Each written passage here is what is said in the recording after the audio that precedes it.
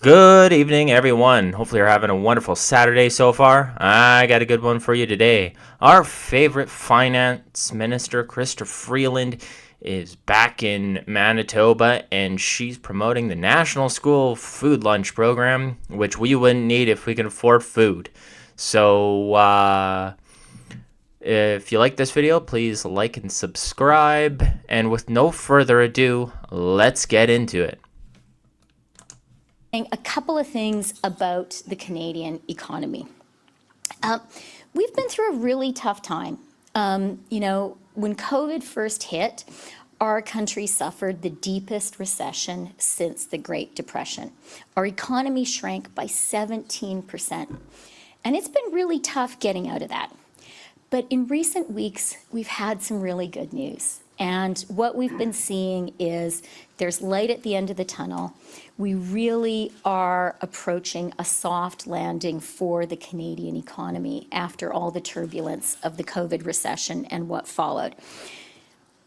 What kind of good news am I talking about? Well, first of all, inflation. That has been so painful for so many people in Manitoba, for so many people in Canada. But we had really great news, which is that inflation in September was 1.6%. That is in the lower end of the Bank of Canada's target range, below the central target of 2%. And for the past 9 months, inflation has been within the Bank of Canada's target range. Now, I know that is a real relief for people here. That's great, Christopher Freeland. And actually, that is great that inflation is going down. I'll recognize that. But we also don't recognize why inflation is going down. Now, personally, from what I'm seeing outside, why inflation is going down is because people can't afford the necessities. People are going... we got 2 million people going to food banks who've never been to food banks before. We have got homeless encampments getting bigger and bigger and bigger that we've never seen before outside in our big cities. And these people are like not paying for clothes, not paying for all of that. So, of course, inflation is going to go down because people aren't buying anything anymore. It's kind of the same as the start of what happened during the pandemic when inflation went to negative 0.2%. Nobody was buying anything because nobody went out. But, of course, we don't hear about that right now. Now, at least we can say it's better than having a sticky inflation where we have high inflation and high prices. That would suck. What we have now is our lowering inflation, increase in gas prices, increase in taxes, and increase in people not being able to buy anything. So it's not the soft landing we were particularly promised, let's just say. And I know she's boasting about how this is happening, but she's got to remember that it's the government's fault that we were in this mess anyways. They're the ones who put on all of those mandates and fired the public sector people who didn't get the jab or didn't want to wear their masks, and locked the country down and locked the border down, right? They're the ones who halted the whole economy. They shouldn't be patting themselves on the back about this. They should at least be like, okay, we're finally starting to get back to a relative sense of quote-unquote normal. What that means is that interest rates are coming down too. And Canada was the first G7 country to lower interest rates for the first time. It was the first G7 country to lower interest rates for the second time, and the first G7 country to lower interest rates for the third time. And I know that is a real relief for a lot of Canadians, for a lot of Manitobans as well. Wages and employment are going up. We had some really strong jobs numbers in September. The Canadian economy added 47,000 new jobs, and unemployment actually went down a little bit. And for the past 20 months in a row, wages have been outpacing inflation. So all of these things are really, really important for Canadians, really important for families like the parents of the kids here, who want to be sure they can take care of their kids, feed their kids, pay their mortgage, pay their rent. Now I got a chart for you about this, about all the jobs that are going on, where they're coming from. She doesn't really specify if they're public sector or if they're private sector, if they're high-paying jobs, if they're not high-paying jobs, part-time jobs, not part-time jobs. I know they include like gig jobs into that, so that's going to be an issue as well. But as you can see here, this is from Statistics Canada. Now, this is really, really weird the way they have it, because on Statistics Canada, when you look at it, it says, employment rises from women ages 25 to 55 and men 25 to 55, but employment falls from 55 or 56 up, and for both demographics.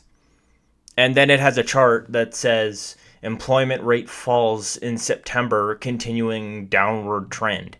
I don't know really what's going on, but I'd rather trust a chart rather than a whole paragraph on where they try to manipulate numbers. So, anywho, let's go to the chart. So, this is the labor force survey from 2018 to September 2024, so last month. And here's the percentage, and we can see before the pandemic, everything was really, really stable, and then bam, right? It crashed down, and we're seeing a steady decline right now in the labor force participation rate. And we know they already schlubbed the numbers. I don't really know what Chrystia Freeland is talking about right now, about jobs going up. But as we can see, they're going down from a peak in like mid 2022 and then all the way down 62.4% all the way down to 60.7%. Now if we go back here, like I said, so on StatsCan, they have employment rate rises in September, except they have a chart that says it's going down.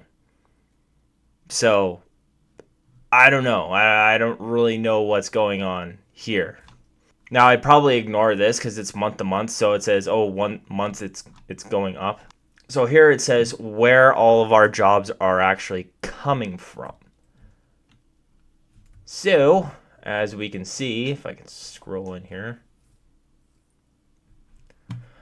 most of our jobs are coming from information, culture, and recreation, wholesale and retail trade, and professional, scientific, and tech services. These professional, scientific, and technical services, we can probably assume they're more private sector jobs. I'm assuming like engineering and stuff like that, STEM jobs. So it's awesome that those are up about, say, 20.6 thousand people. I think that must be a little bit different. Only 20.6 thousand people? No, that's right.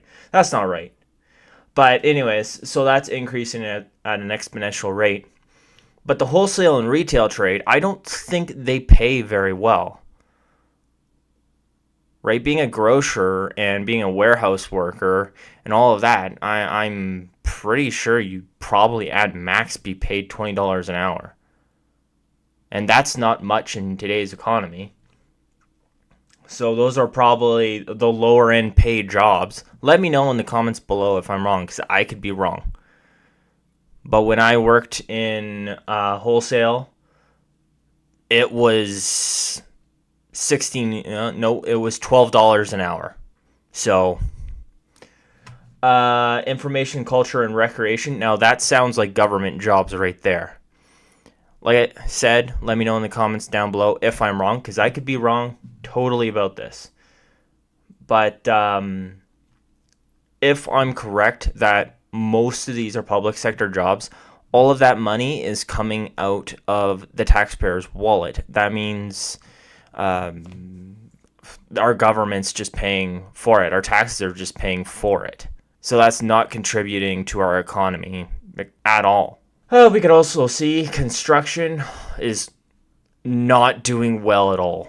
It's going up, which is great, but it's not doing well at all. And we'll probably see during the winter that it's going to go down because during the fall is when they're trying to whip everything off.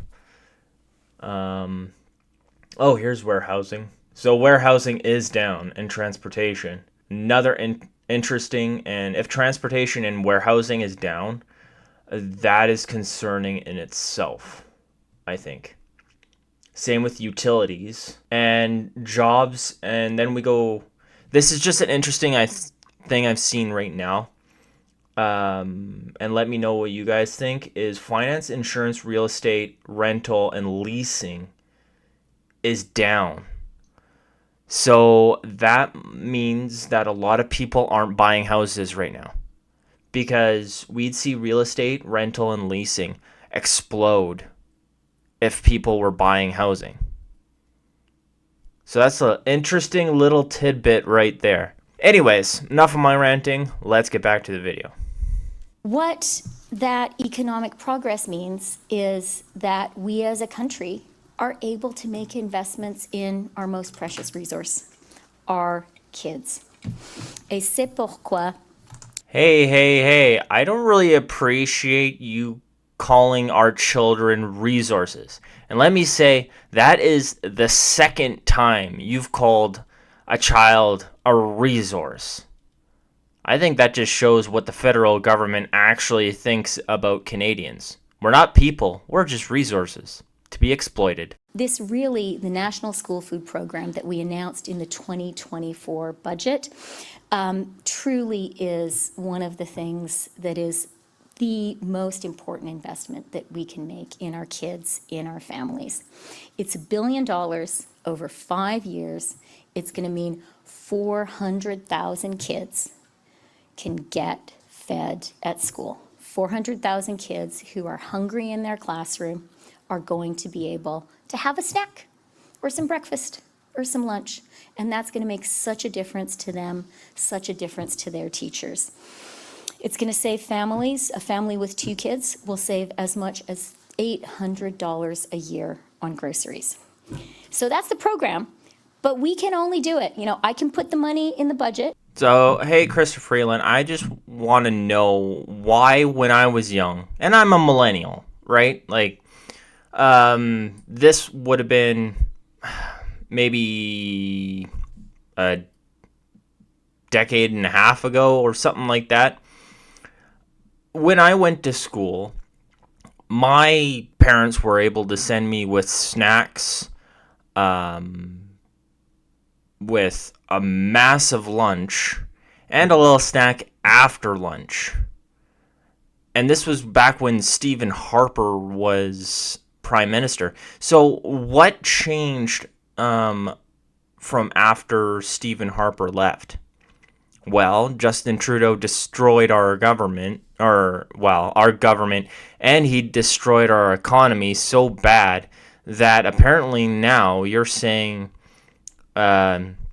parents can't afford to send their kids to school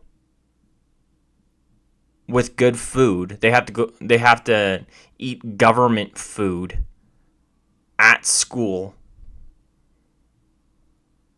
And families are only saving $66 per month. That's, for a family, that's maybe, and on the cheap end, that's maybe a week's worth of food. Maybe. And I don't even think, if that, that's like, the $66 is not even good food. It's like bad food. Let me know what you can buy for your family with $66 per month. We can only deliver a program like the National School Food Program when we have provincial partners who share our values, who share our commitment to Canada's kids.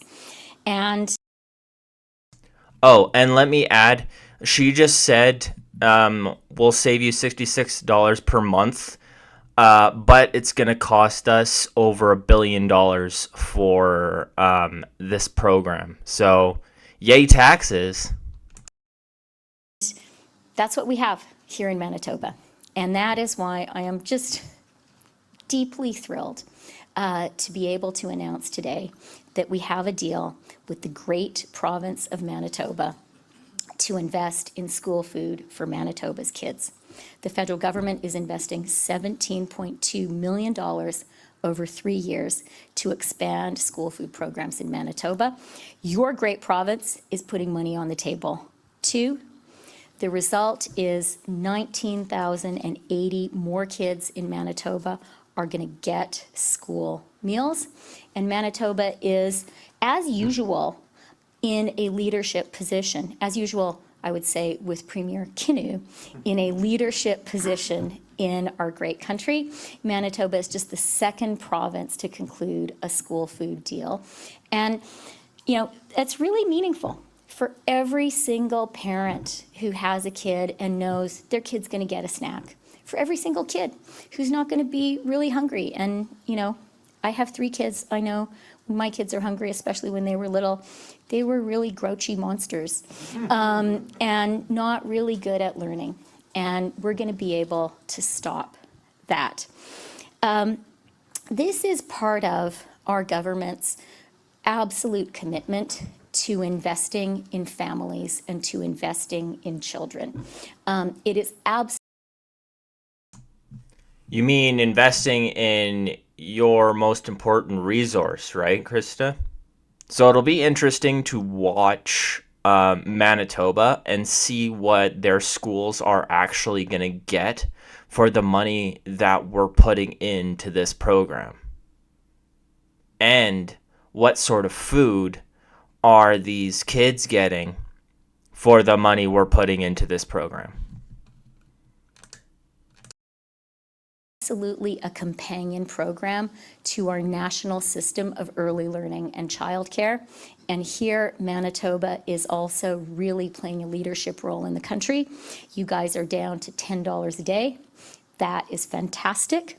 And that is saving a family in Manitoba $2,610 per child per year, a real affordability measure.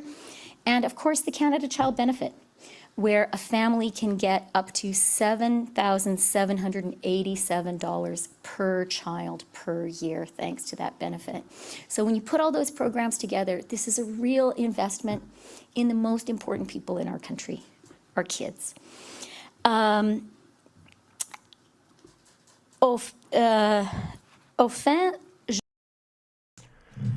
one thing about the child benefit program that I don't get is, why are we giving families money, taxpayer money, for the kids that they have? I think this is what we used to call, like back in the day, the Bachelor Tax, where single people had to pay for families' kids. When a lot of other countries, and I think a lot of them are Nordic countries, they don't give these families money when they have kids. They they deduct taxes off of their family. So if a woman has like one kid, their taxes will go down not 10%, maybe like 5%. And then they have another kid, it goes down 10%. And yada, yada, yada, yada, on and on and on, right? And that's how it should be here in Canada. It shouldn't be we give them money, because then families just spend it and the government gets that back through the GST. And the provincial government gets that through PST and whatnot. And I think that's the government's plan. Like, they get 5% back of that money, because if it was a tax deduction, the government wouldn't get anything back. So you're getting taxed on a tax. Because remember, that money's coming out of your taxes either way. So it's kind of malicious on the government's part. And just before handing the mic over to him, to Premier Canoe, I really want to say what a great partner he is, what a great partner the province of Manitoba is. And, you know, he's a real inspiration for me and for a lot of Canadians. I remember the first time I met the Premier very shortly after your election. Was it like a day after? Okay, well, I think the rest of it is just going to be her thanking the premier, which, I mean, we don't really need to review any of that because, I mean, it has nothing to do with anything. Tomorrow I'll make a part 2 on the question and answer period, so that will be fun. Other than that, that's all I got for you. If you like this video, please like and subscribe. I pretty much hit all of my view hours that I need to be monetized, so just need those subscriptions now. So if everybody who views this video subscribes, boom, I'm monetized. So yeah, that would be awesome. Other than that, that's all I got. See you next time.